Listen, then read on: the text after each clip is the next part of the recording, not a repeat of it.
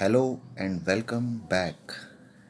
In our science class, students, we are studying chapter number 5, and today's topic we are studying about is petroleum.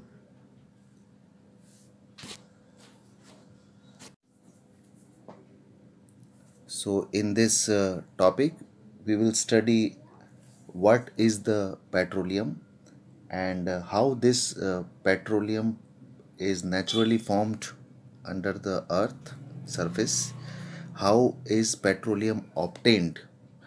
We will also study the refining of petroleum from the crude oil and the various constituents of the petroleum we will study and their uses, and at last we will study about petrochemicals.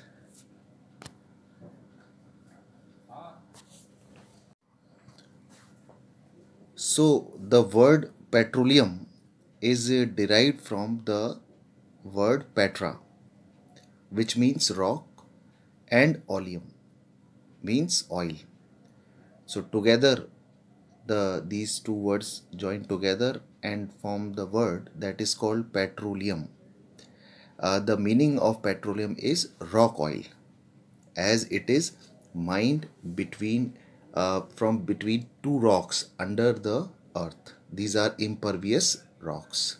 So let's see about the petroleum. What is petroleum? It is a dark colored, thick, oily liquid and it has unpleasant smell. ये dark colour का बहुत ही थिकी oil जैसा liquid होता है और इसकी smell भी अच्छी नहीं होती है. So we will study how it is formed under the earth surfaces and in the sea surfaces. How is petroleum formed?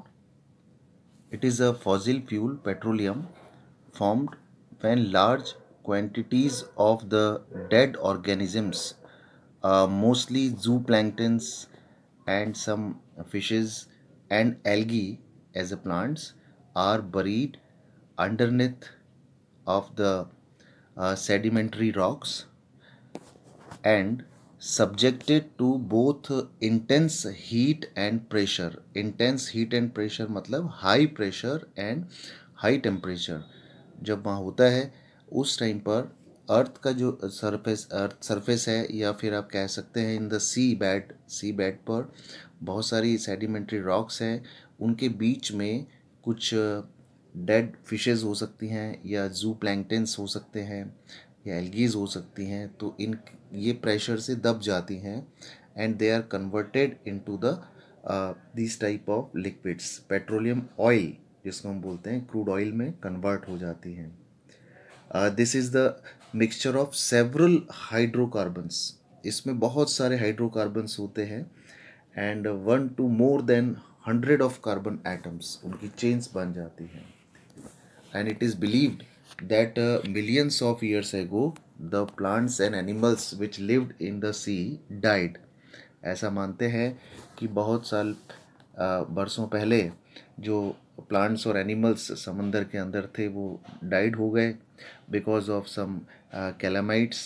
उसमें अर्थक्वेक आया, उसके कारण वो उसमें दब गए and their dead bodies sank to the bottom of sea and were soon covered with clay and sand. और यहाँ पर आप देख सकते हैं मिट्टी में और जो वहाँ की क्ले है उसके अंदर वो दब गए.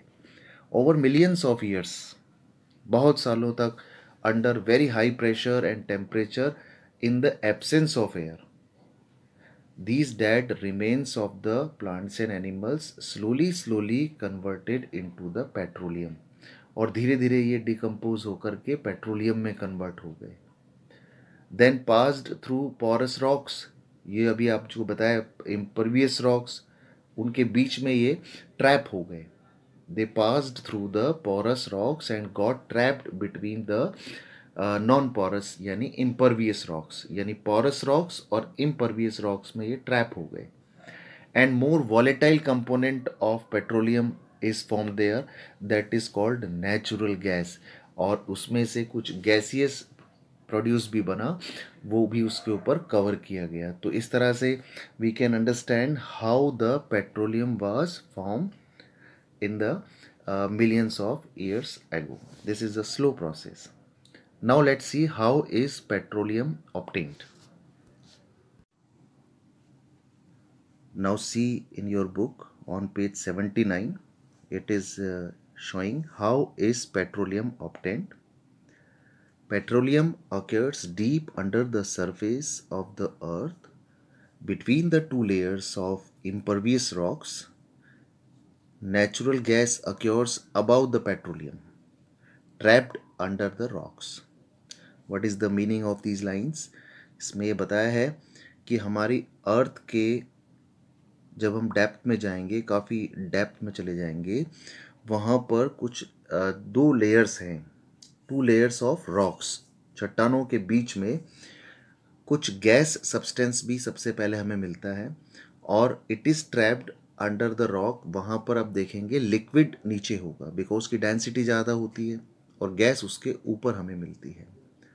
The layer containing petroleum and natural gas is found above that of water. ये पानी के ऊपर होता है।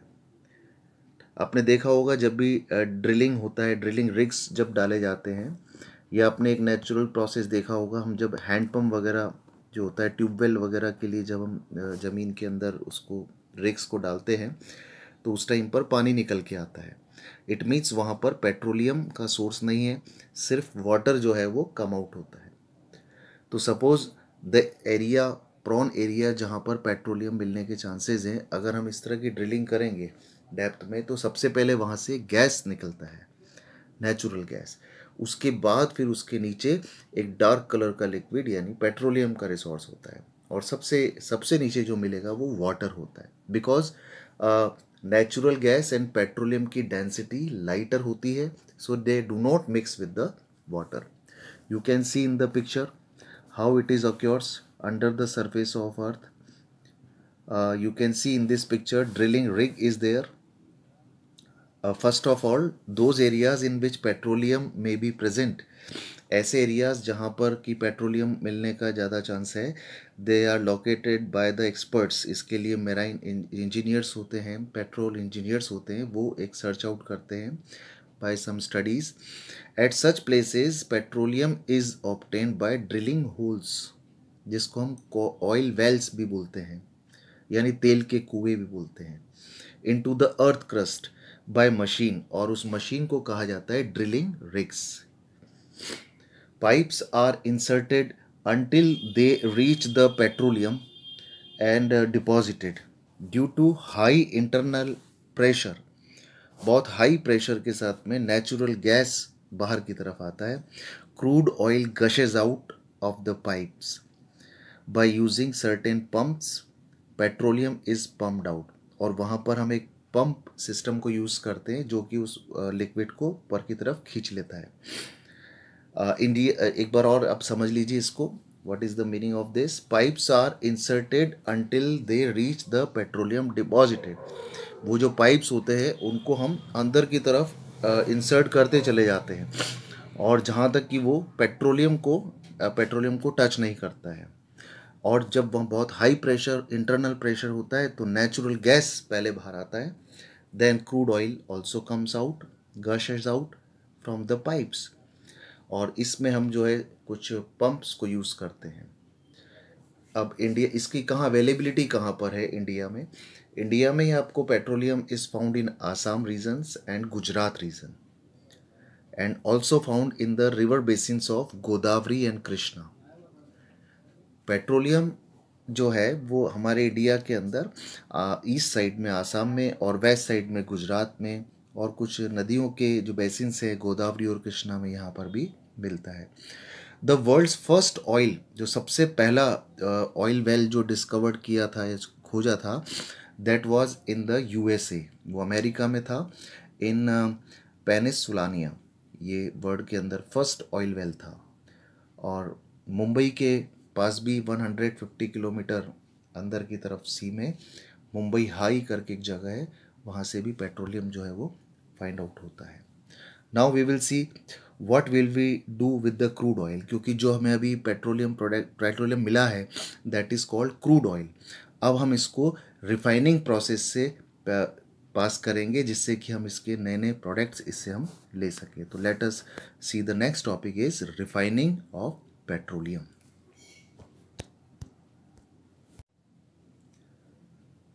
Refining of petroleum, in Hindi we can say जो पेट्रोलियम है उसको रिफाइन करना, उसको परिष्कृत करना, उसको साफ करना।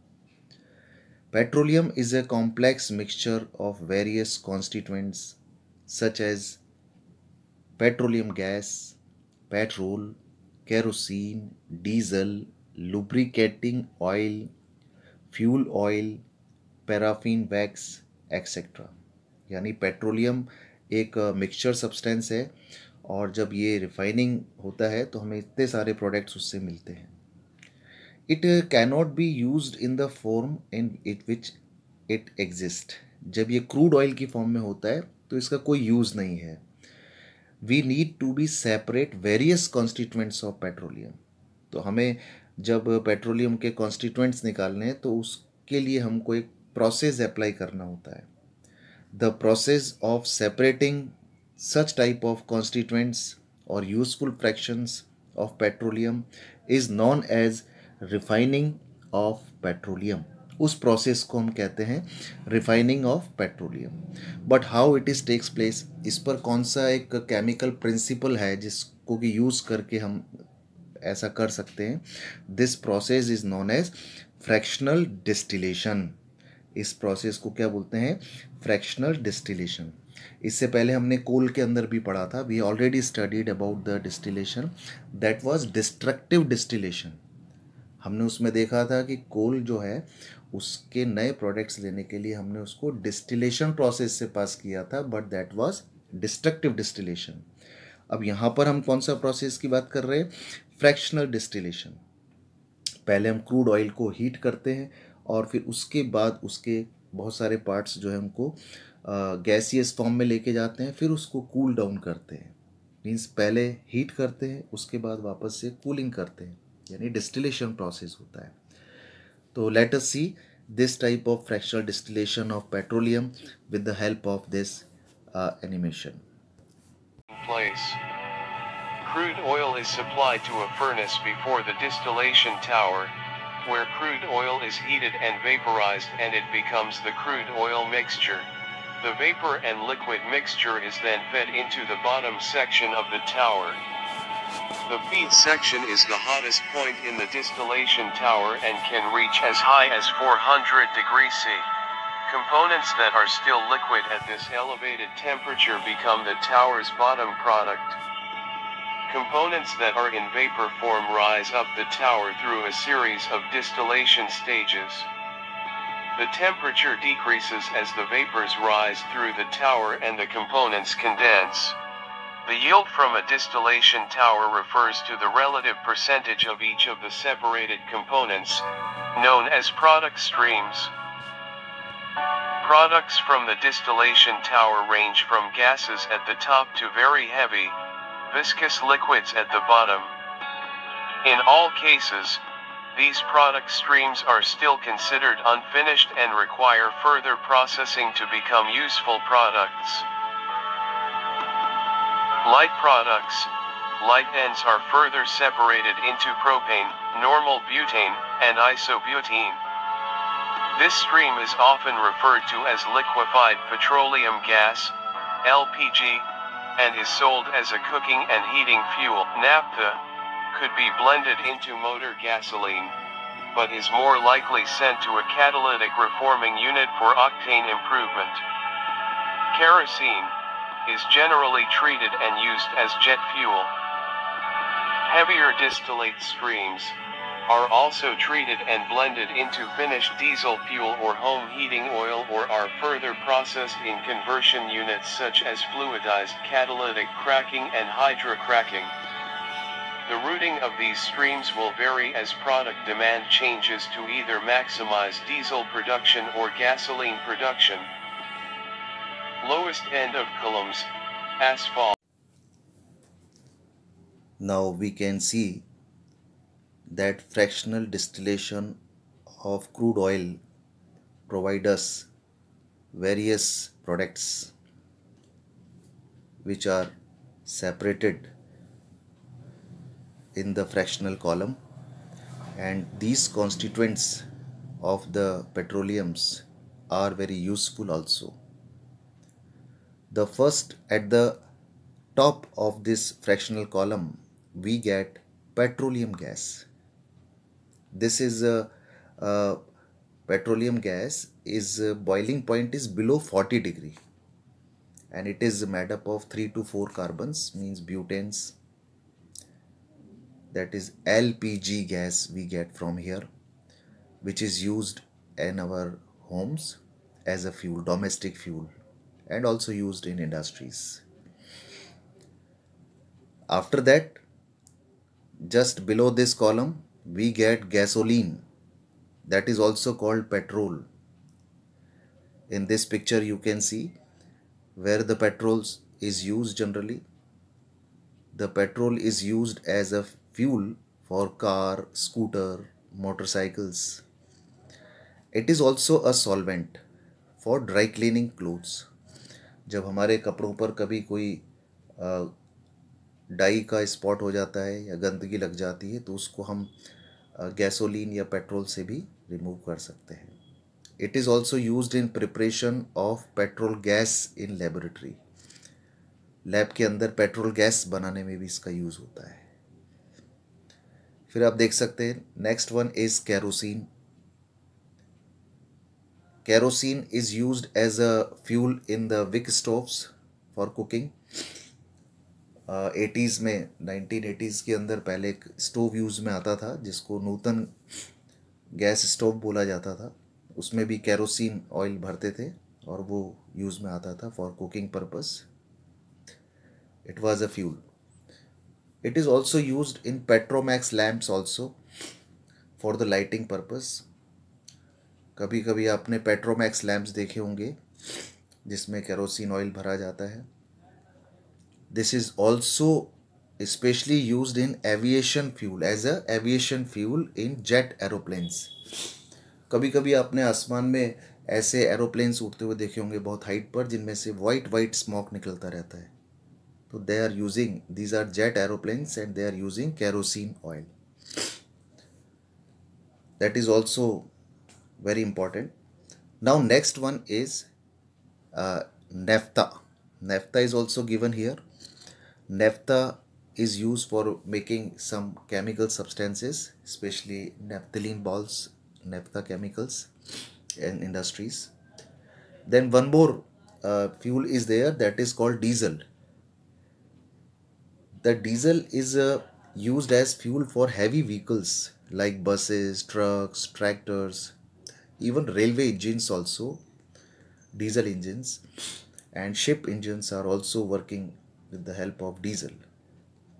Somewhere it is used for to run water pumps in the agricultural field for irrigation purpose, and also it is diesel is used to produce electricity on a very small scale. So diesel is also very important transporting fuel. Then comes one more is it was left paraffin. Paraffin wax is this.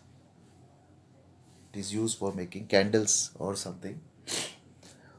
Then next is fuel oil.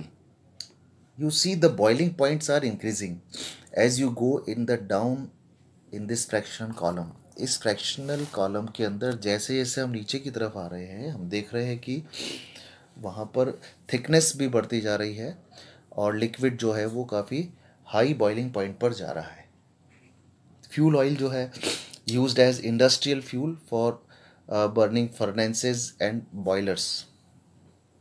Boilers वगैरह को बनाने में boilers को के अंदर use में आता है, जैसे वाटर को हीट करते हैं, और फर्नेसेस बड़ी बड़ी भट्टियों में काम आता है. In this picture also you can see the crude oil is giving heat. Crude oil को हीट कर रहे हैं तो फर्नेस के अंदर किसी फ्यूल के अंदर फर्नेस को हम यूज़ कर रहे हैं, किसी मटेरियल को यहाँ पर बर्न किया जा रहा है जिससे बहुत हाई टेम्परेचर उसको मिल रहा है, यहाँ भी ये यूज़ होता है। Next is lubricating oil. It is use for lubrication purpose in machinery. Machineries को फ्रिक्शन से बचाने के लिए, उनको प्रोटेक्ट करने के लिए लुब्रिकेटिंग ऑयल भी यूज़ में आता है। और अब धीरे धीरे आप देख रहे हैं कार्बन नंबर भी इनमें बढ़ता जा रहा है। At last at the bottom we will find the another substance that is called bitumen. Bitumen का एक कॉमन यूज़ है। It is use for making road surfaces. ये सड़क बनाने में काम आता है। एंड पेंट्स, जो कलर पेंट्स होते हैं, वॉल पेंट्स होते हैं, उनमें काम आता है। Damp proof foundation of the buildings. जब बिल्डिंग्स के अंदर हम इसको यूज़ करते हैं तो वो डैम्प प्रूफ हो जाती है, इक्वलिटी देता है, उसकी सरफेस को बराबर करता है। Coating the under side of the electric poles. जो खंभे हम देखते हैं, इलेक्ट्रिक पोल्स लगे रहते हैं, उनको अंदर से बिटुमेन से उसको लेयरिंग कर देते हैं जिससे कि वो ख़राब नहीं होते हैं। प्रिवेंट देम फ्रॉम रस्टिंग, जिससे उनमें जंग नहीं लगता है और वो कमज़ोर नहीं पड़ते हैं। तो these are some uses of the constituent of petroleum. The general question is also asked here. Now we will see the what is petrochemical. Petrochemicals, many useful substances which are obtained from petroleum and natural gas are called petrochemicals. They are used in the manufacturing of synthetic fibers. ये petrochemical से जो substance बन रहे हैं, they are polyester, nylon, ये सब इससे बनते हैं। In the plastic industries we can see polythenes are also made up of these petrochemical substances. Synthetic rubber is use for making tyres. Plastics, some plastic materials we can see in our surrounding. You know that today's generation is totally depends on the plastic material. This is a plastic age. Perfumes, dyes, different type of colors we can see. And drugs means medicines. बहुत सारी दवाइयाँ भी pharmaceutical industries में बनती है। And explosives also. Due to its great commercial importance. अब आप देख सकते हैं कि पूरे दुनिया में, पूरे वर्ल्ड के अंदर पेट्रोलियम प्रोडक्ट्स की कितनी डिमांड है। मैनी प्रोडक्ट्स, जहाँ भी आपकी नज़र जाएगी वहीं पर आपको पेट्रोकेमिकल सब्सटेंसेस मिलेंगे, पेट्रोलियम के प्रोडक्ट्स मिलेंगे। और पूरा मूवमेंट जो हो रहा है पूरे अर्थ के ऊपर, वर्ल्ड में, वो आप देख सकते हैं कि depends on the petroleum sources. And day by day इनका रिसोर्स भी कम होता जा रहा है। पूरे वर्ल्ड में आप देख सकते हैं ईरान, इराक, ये जो गल्फ़ कंट्रीज़ हैं, they are the big source of this petroleums. तो we can say that petroleum is called black gold. Because of this economic value, this is called black gold. So that's all about the topic petroleum.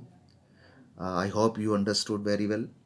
Students, try to solve the questions. MCQ questions are given on page 80 and 81, which are based on the topic petroleum. Thank you.